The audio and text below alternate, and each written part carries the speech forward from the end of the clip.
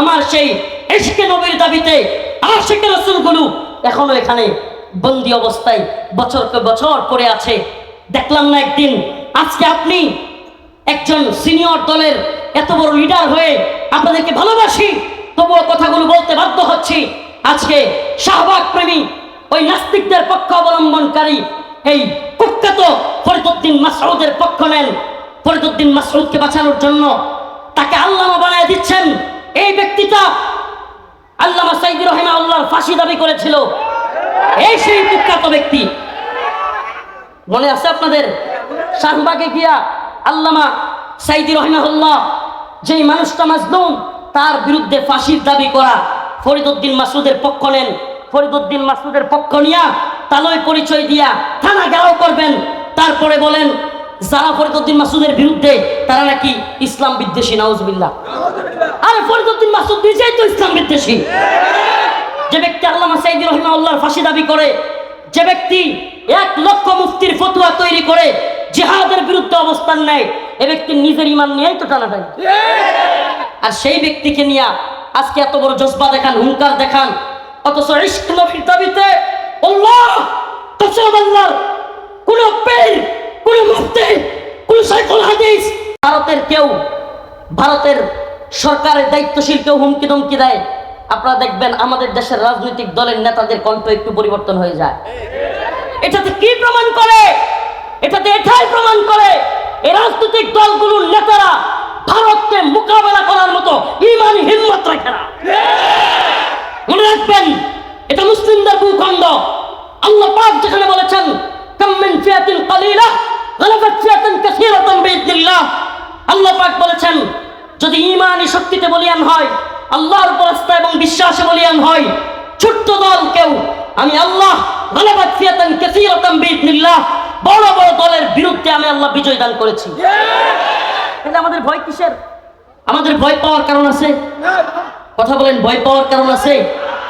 আমাদের পররাষ্ট্রনীতি, কূটনীতি সব আমরা বুঝি, কিন্তু ইসলাম প্রশ্নে, ঈমান প্রশ্নে, রাসূলুল্লাহ সাল্লাল্লাহু আলাইহি ওয়াসাল্লামের আদর্শের প্রশ্নে আমরা আপোষ করতে রাজি নই।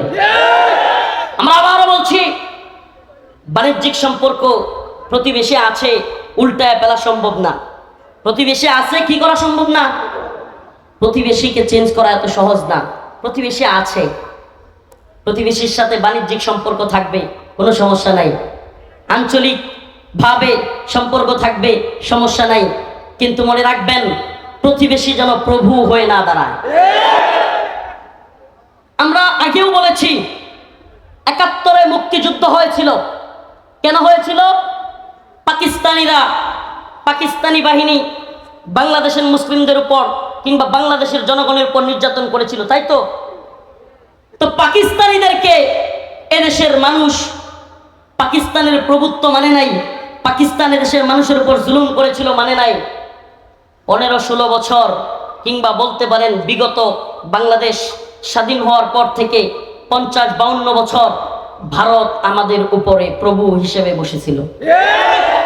নাউজুবিল্লাহ। যদিও ইমানদারদের প্রভু নয়, এগুলো হলো তথাকথিত ভারতের চাপায়া দেওয়া কিছু পুতুল সরকারের প্রভু। আমাদের প্রভু আল্লাহ। আমাদের প্রভু কে? আমাদের প্রভু আল্লাহ। কিন্তু এদের প্রভু হিসেবে বসেছিল। সুবহানাল্লাহি ওয়া বিহামদিহি। তরুণ যুবকরা জাগ্রত হয়ে ২০২৪ সালের ৫ই আগস্ট হাসিনার পতনের মধ্য দিয়ে জানায়া দিয়েছে এদেশ পাকিস্তানের প্রভুত্ব মানে নাই, ভারতের প্রভুত্ব মানবে না। কিন্তু যদি নতুন করে ভারত গেল, পাকিস্তান গেল, আমেরিকা যদি প্রভু সাজবার চায়, এদেশের মুসলমান কি ওইটা মানে নিবে? এটা মানে নিবে? আমেরিকা যদি স্বপ্ন দেখে যে বাংলাদেশে এখন আমরা আধিপত্য বিস্তার করব এবং বাংলাদেশের বর্তমান সরকার আমাদের পক্ষে থাকবে এবং তাদেরকে দিয়ে আমরা যা তা করব, মনে রাখবেন আমি এই ২০২৪ সালে হাসিনা পতনের মধ্য দিয়ে যতটুকু খুশি হয়েছি তার চাইতেও অনেক বেশি আমার ভালো লেগেছে এবং খুশি হয়েছি, হাসিনা যাওয়ার চাইতেও বেশি খুশি হয়েছি এই বাংলাদেশের যুবক তরুণেরা বন্দুকের নলার সামনে বুক পাতে দিতে শিখছে। আমার কাছে অনেক ভালো লেগেছে। এটা আমাদেরকে ঈমানি চেতনাকে আরো বেগবান করবার শিক্ষা দেয়। এবং এই বুলেটের সামনে পরোয়ানা করবার যে শিক্ষা, এটা আমাদেরকে বলে দেয় আগামী দিনে বাংলাদেশে পাকিস্তানের দালালি যেমনিভাবে চলে নাই, ভারতের দালালি যেমনিভাবে টিকে নাই, আমেরিকা কিংবা কোন সাম্রাজ্যবাদের দালালি এদেশে ঢুকতে পারে না। ক্ষমতার বাগবাটোয়ারা করবেন, আমরা ক্ষমতার পাগল নই। আমাদের একটাই আশা, আমাদের একটাই স্বপ্ন, এলায়ে কালিমাতুল্লাহ। আমাদের স্বপ্ন একটাই। এই তন্ত্রমন্ত্র দিয়ে আমরা কোনো আশা দেখি না। আমরা জানি হাসিনা সরকারের অধীনে এই জাতি যেমনিভাবে হতাশ হয়েছে, আমরা এটাও জানি এই সরকার দিয়েও মানুষ হতাশ হবে, তারপরের সরকার দিয়েও মানুষ হতাশ হবে, কারণ তন্ত্রমন্ত্রের সরকার দিয়ে ন্যায় ইনসাফ প্রতিষ্ঠা হতে পারে না। এটা লিখে রাখেন, লিখে রাখেন। কোরআন সুন্নাহ অনুযায়ী রাষ্ট্র ব্যবস্থা ব্যতীত, ইসলামী খিলাফত ব্যতীত, ইসলামী শরিয়া ব্যতীত মুসলমানদের শান্তি প্রতিষ্ঠা হতে পারে না। এটা লিখে রাখেন। তো আমরা জানি, কিন্তু আমরা হতাশ হবার নই, আমরা হতাশ হবার নই। আমরা তো বলতে চাই, এদেশে যদি কেউ মাও সেতুংয়ের মতবাদের স্বপ্ন দেখে, লেনিনের মতবাদের স্বপ্ন দেখে, এদেশে যদি কেউ আব্রাহাম লিঙ্কনের মতবাদের প্রতিষ্ঠার স্বপ্ন দেখে, তবে আমরাও খিলাফার স্বপ্ন দেখি, আমরা শরিয়ার স্বপ্ন দেখি। তুমি তোমারটা যদি বলতে পারো, আমি আমারটা কেন বলতে পারবো? তোমারটা বলার স্বাধীনতা থাকলে আমারটা বললে তুমি জঙ্গিবাদ বলবা, আমিও তোমাকে বলবো তুমি আমেরিকা ইন্ডিয়ার দালাল। তুমি যদি আমাকে মৌলবাদী বলো, তুমি যদি আমাকে জঙ্গিবাদী বলো, তবে মনে রাখো তোমার মৌলবাদী জঙ্গিবাদী বলায় আমার কোনো কিছু যায় আসে না। শত্রু মিত্র চেনো, শত্রু মিত্র চেনবার চেষ্টা করো।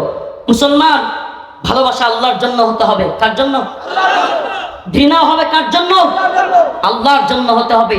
মনে রাখবেন, মনে রাখবেন, যদি আল্লাহর জন্য ভালোবাসা না হয়, দ্বীনের জন্য ভালোবাসা না হয়, ঈমানের জন্য ভালোবাসা না হয়, তবে সেই ভালোবাসা মূল্যহীন। সেই ভালোবাসা কি?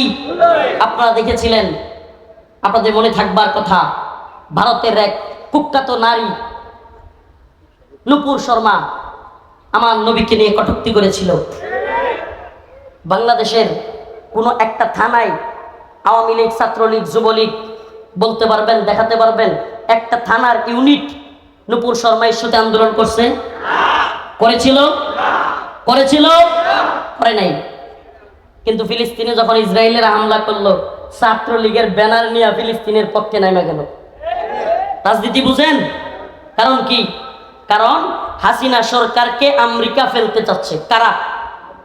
এখন ইসরায়েলের পক্ষ নিয়েছে আমেরিকা। দুয়ে দুয়ে সাইড মিলাইতেছি, বুঝতেছেন? মানে ইসরায়েলের পক্ষ নিছে কারা? আমেরিকা। এখন ফিলিস্তিনের পক্ষ যদি আমরা নেই, আমরা কার বিপক্ষে গেলাম? আমেরিকার বিরুদ্ধে। কথা বুঝছেন নি? রাজনীতিটা কি সূক্ষ্মভাবে করছে? এটা কি ফিলিস্তিনের মুসলমানদের দরদ, নাকি ইসরায়েল এবং আমেরিকার বিরুদ্ধে যাওয়া? যদি প্রকৃত দরদ থাকতো, ইমানের প্রতি, রসুলের প্রতি ভালোবাসা থাকতো, তাহলে রসুলকে যে কটূক্তি করেছে তার বিরুদ্ধে অবস্থান নিত কি নিত না? ভারতের হওয়ার কারণে তাদের নেতারা বলে দিয়েছে সাবধান, ভারত ইস্যুতে আন্দোলনে নামা যাবে না। তাদের এক কুখ্যাত আব্দুস শয়তান, এটার নাম আব্দুল মুমিন, কিন্তু আমি বলি এটা আব্দুস শয়তান। মনে আছে পররাষ্ট্রমন্ত্রী আব্দুস শয়তানের নাম মনে আছে? এই আব্দুস শয়তান ভয়ঙ্কর একটা কথা বলেছিল। মিডিয়া যেটাকে ভয়ঙ্কর ভাবে দেখাইছে, যে আমি ভারতবর্ষের সরকারকে বলেছি ভারতবর্ষের সরকার যেন হাসিনা সরকারকে ক্ষমতায় রাখে। মিডিয়া কিন্তু এটাই দেখাইছে। কি করছে? কিন্তু আরো ভয়ঙ্কর একটা কথা বলেছিল, সেটা হলো ভারতে একজন ভদ্র মহিলা, নাউজুবিল্লাহ, ভদ্র মহিলা একটা কথা বলে ফেলেছিল, আমরা বাংলাদেশে সেই ব্যাপারে আন্দোলন হতে দেই নাই। বলছিল কি বলে নাই? আমাকে বলেন, আল্লাহর নবীকে নিয়ে কটূক্তি করেছে, আর সে বলতেছে আমরা আন্দোলন হতে, আমরা মিডিয়ায় প্রচার হতে। কত বড় ভণ্ড দেখছেন? এদের মনে তাইলে রসুলের প্রতি ভালোবাসা আছে? ইসলামী শরিয়ায় একটা কথা খুব ভালোভাবে জেনে রাখেন, সমস্ত ইমাম একমত, সমস্ত ইমাম একমত, যদি কেউ রাসূলুল্লাহ সাল্লাল্লাহু আলাইহি ওয়াসাল্লামকে নিয়ে কটূক্তি করে, ইসলামী শরিয়ায় তার একমাত্র শাস্তি হচ্ছে ওয়াজিবুল কতল। মান সাব্বা নাবিয়ান ফাকতুলু, তার শাস্তি হলো কল্লা থেকে, ধর থেকে কল্লাকে আলাদা করে ফেলা। এটা ইসলামী শরিয়ার শাস্তি। এই ব্যাপারে সমস্ত ইমাম একমত। হালকা মতানৈক্য আছে এই ব্যাপারে। যদি তওবা করে, কোন কোন ইমাম বলেন তওবা করলেও তার তওবা কবুল করা হবে না। আল্লাহ পাক আখিরাতে তাকে তওবা কবুল করে ক্ষমা করে দিতে পারেন, এটা আল্লাহর ইচ্ছা, কিন্তু দুনিয়ায় তার তওবা কবুল করা হবে। তাইলে আল্লাহর নবীকে কটূক্তি করেছে, এর চাইতে বড় ইস্যু কি হইতে পারে? আমরা রাজনীতি বুঝি, আবারও বলতেছি পররাষ্ট্রনীতিও বুঝি, আমরা বিশ্ব কি বলবে, বৈশ্বিক পরিস্থিতি কি, বিশ্ব মরলরা কি বলবে, এগুলো সব জানি। কিন্তু রসুলকে নিয়ে কেউ কথা বললে, কটূক্তি করলে, তখন রাজনীতি, অর্থনীতি, বহির্বিশ্ব এগুলো তাকায় দেখবার সময় আমাদের থাকে না। রসুলের ভালোবাসায় আজকে অনেকের খবরই নাই। আজকে শাহবাগের নাস্তিকদের পক্ষ নেওয়া সেই নাস্তিক প্রেমী মৌলবী, পকে তার পেটের দান্দাবাজ ফরিদউদ্দিন মাসউদ, এই ব্যক্তিটার পক্ষে লোক পাওয়া যায়, আশ্চর্য লাগে। অথচ ইমানের দাবিতে রাসূলুল্লাহ সাল্লাল্লাহু আলাইহি সাল্লামের ভালোবাসায় ব্লগার রাজীব, অভিজিৎ রায়, ফয়সাল আরিফিন দীপন, ওয়াশিকুর রহমান বাবু সহ 13 সালে একের পর এক নবীকে নিয়ে কটূক্তিকারী এই নাস্তিক শায়তানগুলো যখন রসুলকে নিয়ে কটূক্তি করতেছিল, গালি দিতেছিল, আম্মাজানদের চরিত্র হানি করতেছিল, আমার কিছু ভাইরা তাদের বিরুদ্ধে দাঁড়ায় গেল, তাদের বিরুদ্ধে প্রতিবাদ করলো, ফেসবুক অনলাইনে লেখালেখি করলো। আজকে হাসিনা তো চলে গেল, কিন্তু আজও পর্যন্ত আমার সেই শায়তান বিরোধী ভাইগুলো, আমার সেই ইশকে নবীর দাবিতে আশিকে রাসূলগুলো এখনো এখানে বন্দী অবস্থায় বছরকে বছর পড়ে আছে। দেখলাম না একদিন, আজকে আপনি একজন সিনিয়র দলের এত বড় লিডার হয়ে আপনাদেরকে ভালোবাসি, তবুও কথাগুলো বলতে বাধ্য হচ্ছি। আজকে শাহবাগ প্রেমী ওই নাস্তিকদের পক্ষ অবলম্বনকারী এই কুখ্যাত ফরিদউদ্দিন মাসউদের পক্ষ নেন। ফরিদউদ্দিন মাসউদকে বাঁচানোর জন্য তাকে আল্লামা বানায় দিচ্ছেন। এই ব্যক্তিটা আল্লামা সাইদি রাহিমাহুল্লাহর ফাঁসি দাবি করেছিল। এই সেই কুখ্যাত ব্যক্তি, মনে আছে আপনাদের? শাহবাগে গিয়া আল্লামা সাইদি রাহিমাহুল্লাহ, যেই মানুষটা মাজলুম, তার বিরুদ্ধে ফাঁসির দাবি করা, ফরিদউদ্দিন মাসউদের পক্ষ নেন। ফরিদউদ্দিন মাসউদের পক্ষ নিয়া তালয় পরিচয় দিয়া থানা ঘেরাও করবেন, তারপরে বলেন যারা ফরিদউদ্দিন মাসউদের বিরুদ্ধে তারা নাকি ইসলাম বিদ্বেষী। নাউজুবিল্লাহ। আরে ফরিদউদ্দিন মাসউদ নিজেই তো ইসলাম বিদ্বেষী। যে ব্যক্তি আল্লামা সাইদি রাহিমাহুল্লাহর ফাঁসি দাবি করে, যে ব্যক্তি 1 লক্ষ মুফতির ফতোয়া তৈরি করে জিহাদের বিরুদ্ধে অবস্থান নেয়, এ ব্যক্তি নিজের ঈমান নিয়েই তো টানাটানি। আর সেই ব্যক্তিকে নিয়ে আজকে এত বড় জজবা দেখান, হুঙ্কার দেখান, অথচ ইশক নবীর দাবিতে